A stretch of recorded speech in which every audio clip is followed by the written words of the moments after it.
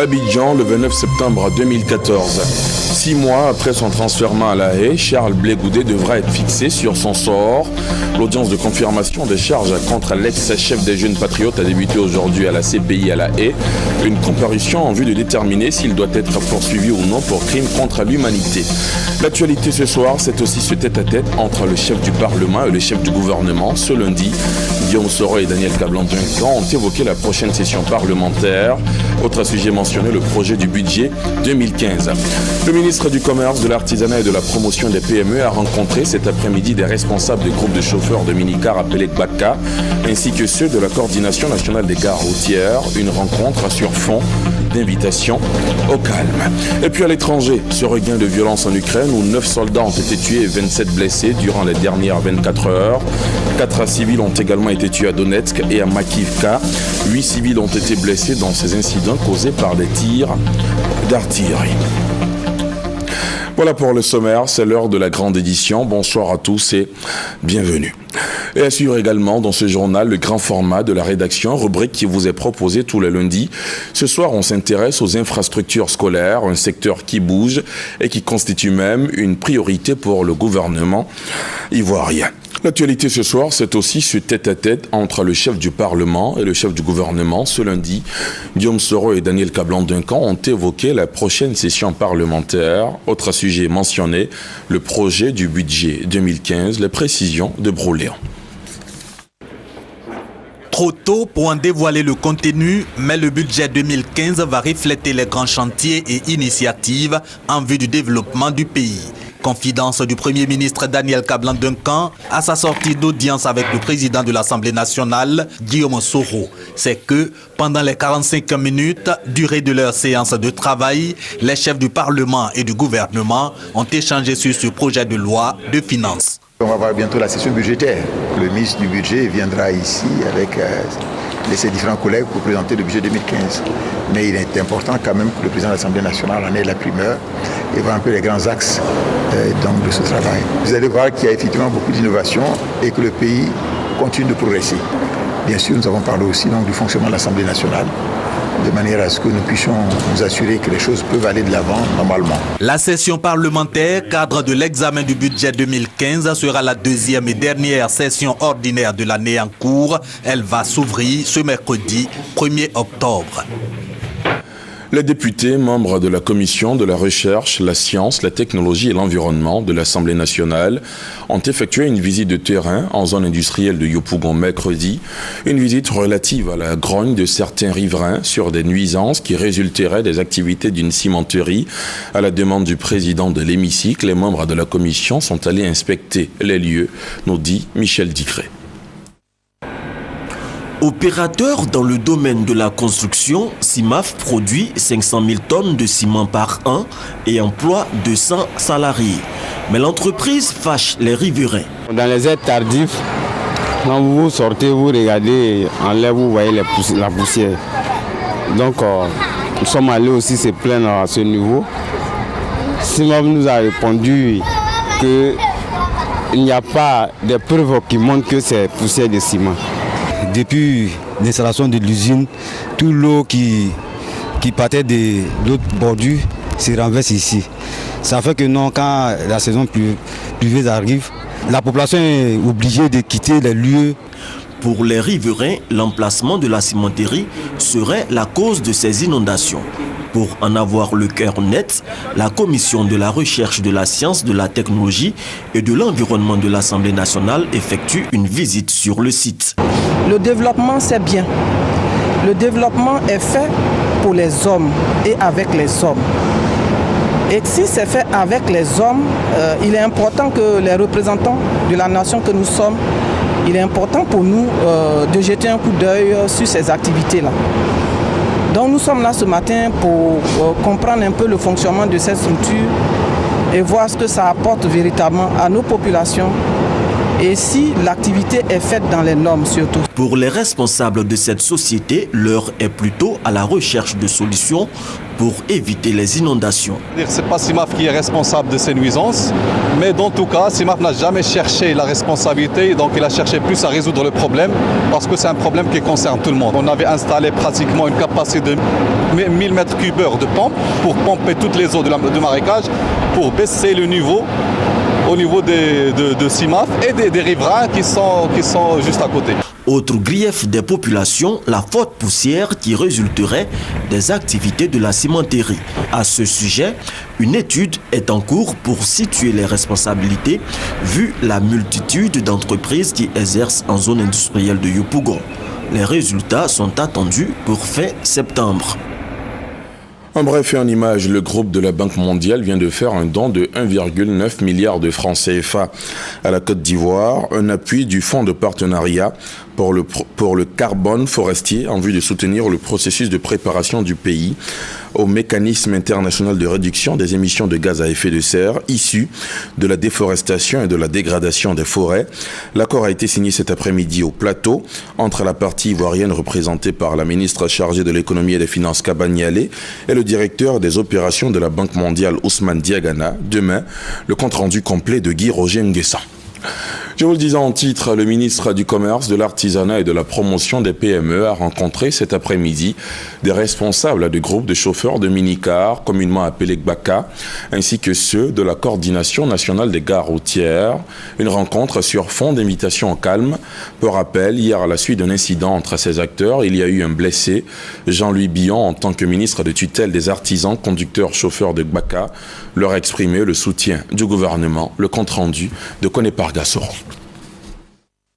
Le ministère du Commerce, de l'Artisanat et des PME, tutelle de la Corporation des artisans conducteurs chauffeurs de minicar, appelé communément GBACA, apporte la compassion du gouvernement à la famille d'Ibrahim Diallo, blessé à la suite de l'incident survenu entre les acteurs du transport. Le ministre Jean-Louis Billon, en rencontrant les responsables du groupement des chauffeurs de GBACA en activité en Côte d'Ivoire et les responsables de la Coordination nationale des gares routières de Côte d'Ivoire, les a rassurés du soutien du gouvernement avant de les exhorter à reprendre le travail. L'appel du ministre est reçu 5 sur 5 par les responsables des chauffeurs qui lancent un appel à la reprise. Compte tenu de tous ces efforts et de l'implication du ministre Jean-Louis Billon sur le problème,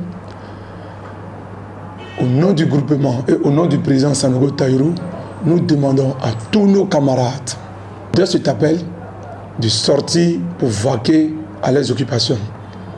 Avant cette rencontre, le ministre Jean-Louis Billon s'est rendu au CHU de Yopougon en vue de s'informer de l'état de santé du jeune Ibrahim Diallo. La rumeur a couru rapidement qu'il était décédé. Il n'en est rien. Je suis venu moi-même au CHU aujourd'hui me rendre compte que le blessé est en fait dans le coma. Pour le ministre du Commerce, de l'Artisanat et de la Promotion des PME, le gouvernement prend toutes les mesures pour mettre fin à ces comportements préjudiciables à l'économie nationale.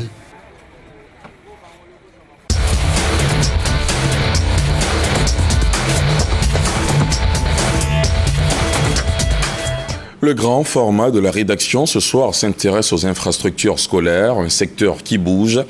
Une série de travaux de construction, de réhabilitation et d'équipement d'établissements et autres infrastructures scolaires sont en cours à travers tout le pays.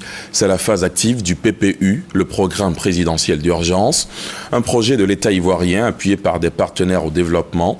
Ces travaux visent l'amélioration des conditions de travail et la performance des élèves et du corps enseignant, l'état d'avancement des travaux, leurs coûts, les perspectives, bref, le tout dans ce sujet grand format signé Maïsako. Mafia, situé à 22 km d'Alépé, au sud-est de la Côte d'Ivoire. Ce village bénéficiant d'une importante verdure abrite l'école primaire publique Mafia. Au total, 141 élèves reçoivent des cours dans l'établissement. Pourtant, en 2009, date de sa construction, l'école ne comprenait que ce seul bâtiment de 4 salles de classe, accueillant des élèves du CP1, cours préparatoire première année, au CE2, cours élémentaire deuxième année. Depuis 2013, l'EPP Mafia a fière allure avec la construction d'un autre bâtiment. Ce bâtiment-là, c'est comme un don du ciel, parce que c'est Mafia, c'est une petite localité.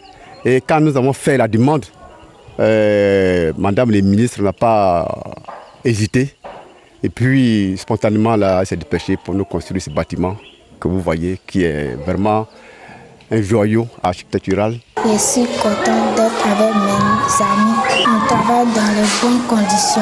Dans la localité de Dzeudji, située à 6 km de Mafia, se dresse fièrement l'EPP Dzeudji 2. L'établissement réhabilité fait la fierté de ses responsables et des 200 élèves qui le fréquentent.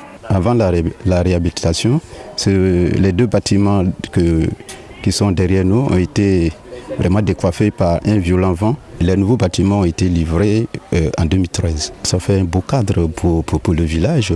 Ce sentiment de satisfaction est également partagé dans la capitale économique ivoirienne. Dans la commune d'Abobo, le groupe scolaire Guinéré, du nom de l'ancien administrateur colonial et chef de cabinet du président Félix Houphouët-Boigny de 1960 à 1993, a été créé en 1985. Aujourd'hui entièrement réhabilité, le groupe scolaire Guinéré, fort de 952 élèves, a une histoire particulière. Mon bureau avait pris feu. On a dit tout était brûlé avec cette classe de CE1 qui est là. Il n'y avait rien, même les tables, bancs, tout ça là, mon bureau. Tout ce qui est archives d'école a disparu. Vraiment, on travaille dans des conditions très pénibles. On est passé par tous les moyens. À la rentrée scolaire 2013-2014, on a fait appel à la RTI qui est venue filmer quand les responsables ont vu la réhabilitation a commencé une semaine après. 115 millions de francs CFA, c'est le coût des travaux de réfection du groupe scolaire Guinéré. Les travaux de construction, de réhabilitation et d'équipement des établissements du primaire et du secondaire entrepris depuis 2011 sont le fruit des efforts conjugués de l'État de Côte d'Ivoire à travers le programme présidentiel d'urgence, le ministère de l'Éducation nationale et de l'enseignement technique et de certains partenaires au développement. 92 milliards de francs CFA ont été décaissés pour l'amélioration des infrastructures. Les travaux de réhabilitation concernent 34 000 salles de classe, 99 lycées mixtes et collèges, 8 lycées de jeunes filles avec internat dont le lycée des jeunes filles de Boaké, pour un coût global de 24 milliards de francs CFA. Nous avons pu, depuis 2011, réhabiliter près de 4 000 salles de classe, 8 collèges, 22 lycées, 3 CAFOP, 12 salles de professeurs. Les travaux de construction sont évalués à 68 milliards de francs CFA. Depuis 2011, l'on note la construction de près de 4 000 salles de classe au primaire et au préscolaire, 30 collèges à base 3 et 4, 47 collèges de proximité pour rapprocher les apprenants de leur lieu d'apprentissage. 12 milliards de francs CFA ont été alloués à l'acquisition de véhicules et de plus de 200 000 tables-bancs. S'agissant de tables-bancs, les besoins sont légion dans les différents établissements. Le groupe scolaire d'Anono, la plus vieille inspection de l'enseignement primaire de la commune de Cocody depuis 1947, attend 1500 tables-bancs. L'école fraîchement rénovée reçoit chaque jour 3000 apprenants. On va reçu au moins 1500 bancs, mais l'inspecteur est en train de faire mains et pieds pour apporter encore d'autres bancs. Le taux de scolarisation est en perpétuelle augmentation et ce qui fait que nous sommes obligés de revoir nos prévisions afin de pouvoir équiper ces établissements-là. Nous pouvons vous rassurer que tous les établissements qui ont des problèmes de table-banc, tout cela nous est parvenu et le ministère, avec Madame le ministre de l'Éducation nationale en tête, est en train de trouver des solutions. Les travaux de construction, de réhabilitation et d'équipement des établissements du primaire et du secondaire ont un impact positif sur le système éducatif.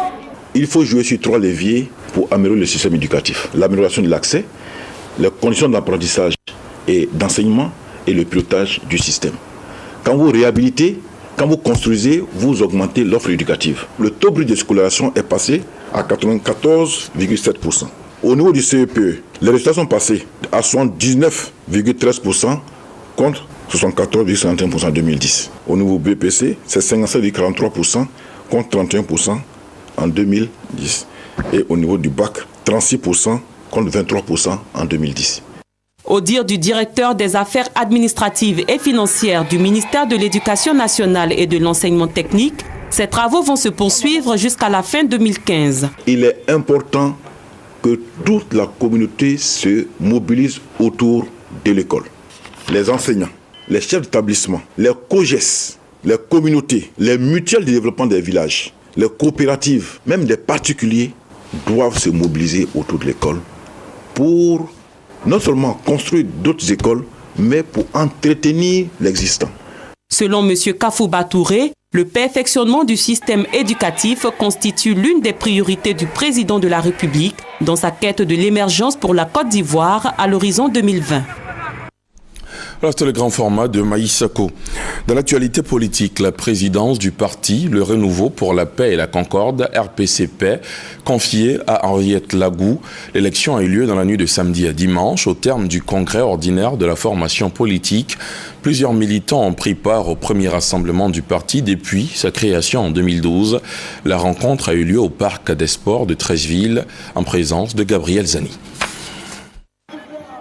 Elle fait partie des rares femmes leaders de partis politiques en Côte d'Ivoire.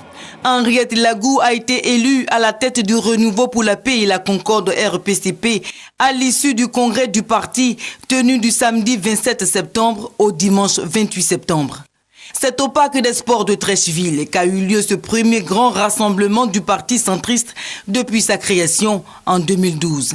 Pour Henriette Lagou, la forte mobilisation des militants est la preuve que le RPC peut fédérer les énergies autour de l'essentiel qui est la Côte d'Ivoire. Chers compatriotes,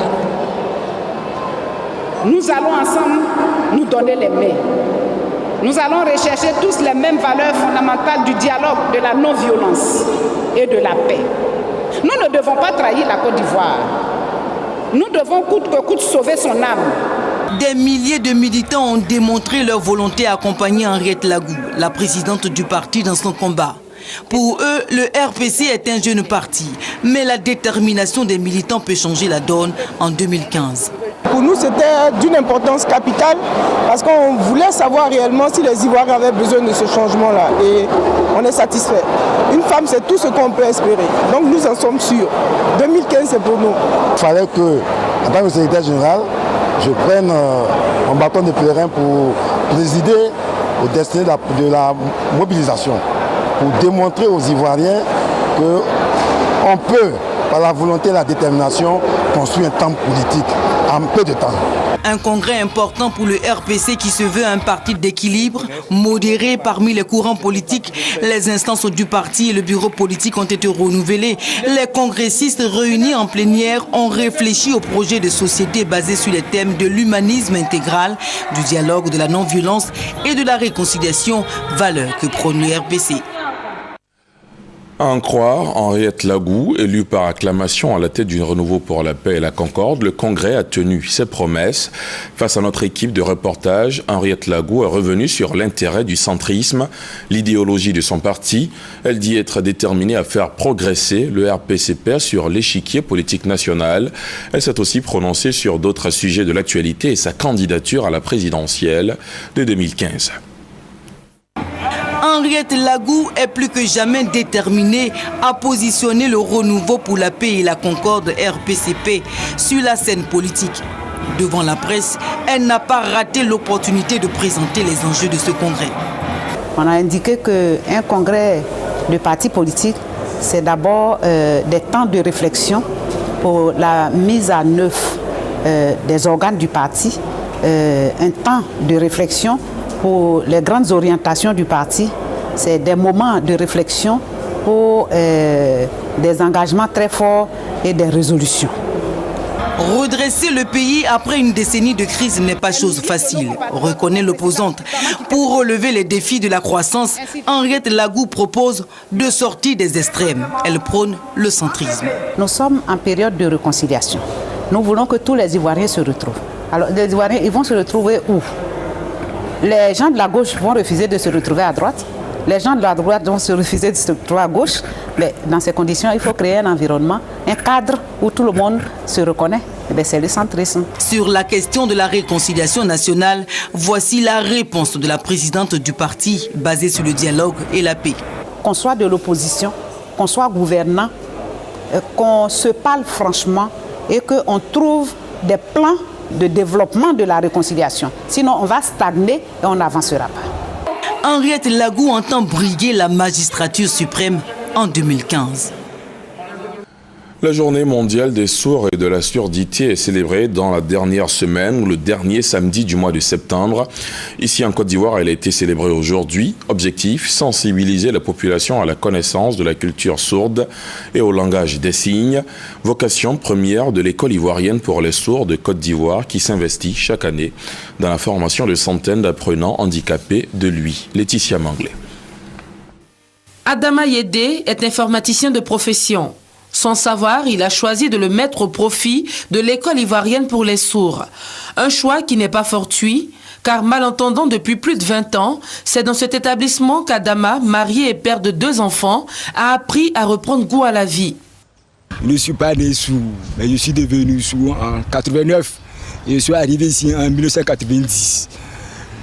Et j'ai fait des études, comme tout le monde. J'ai eu le BPC, le bac. Et j'ai continué, j'ai fait une formation en informatique et j'ai eu le BTS. Donc après le BTS, je suis revenu encore ici pour travailler comme fonctionnaire, pour apporter ma contribution au développement des personnes sourdes en Côte d'Ivoire. L'insertion professionnelle d'Adama, cette mère en rêve également pour sa fillette. Après l'avoir cachée pendant longtemps, elle décide de faire fi des préjugés et de prendre en main cette année scolaire 2014-2015 l'avenir de Grâce, née sourde. Je suis partie en consultation à la PMI.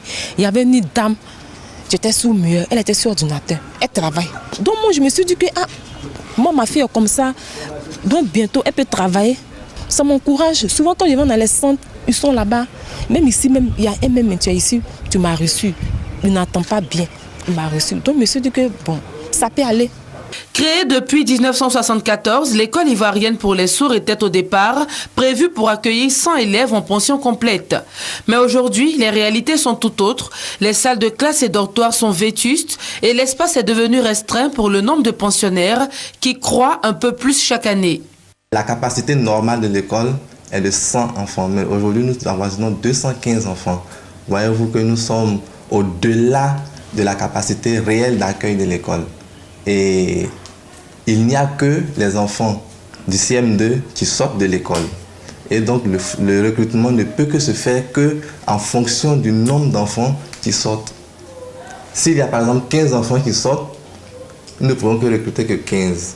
Mais vu que la demande est très forte, nous sommes obligés souvent de recruter au-delà de la capacité d'accueil.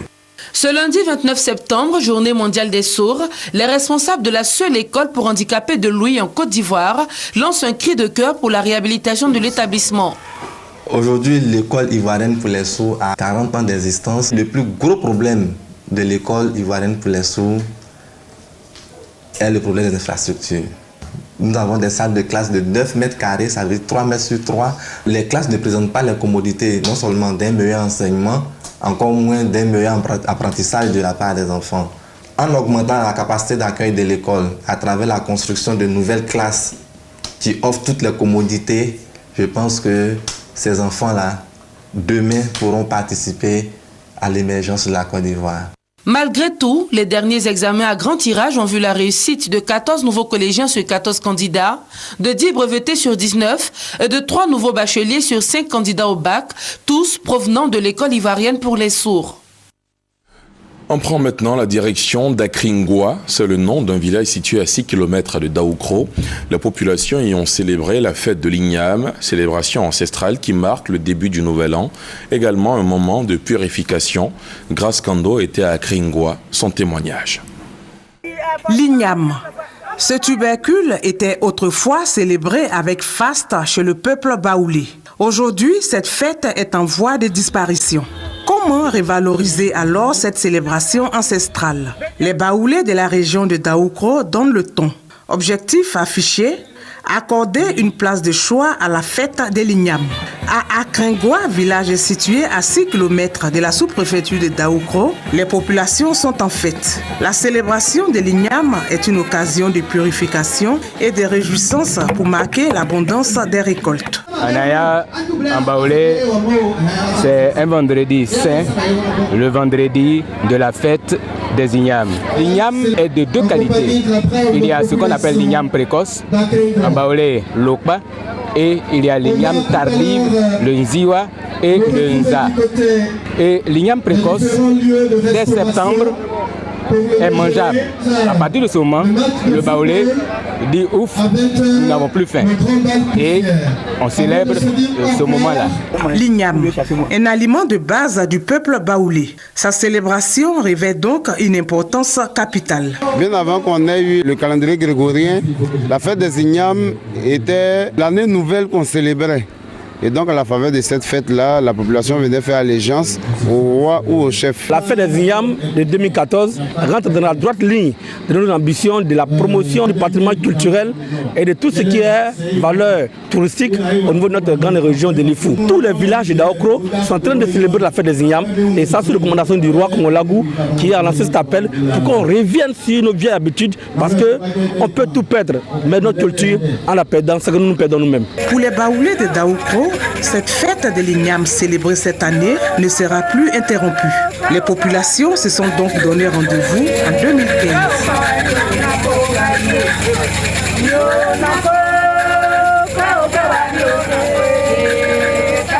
Pour terminer, sachez que le chef du gouvernement ivoirien, par ailleurs ministre de l'économie, des finances et du budget, a été élu meilleur ministre de l'économie et des finances de l'Afrique subsaharienne par un organe de la Banque mondiale. Voilà, c'est la fin de ce journal. Merci de l'avoir suivi. Excellente soirée sur la chaîne qui rassemble.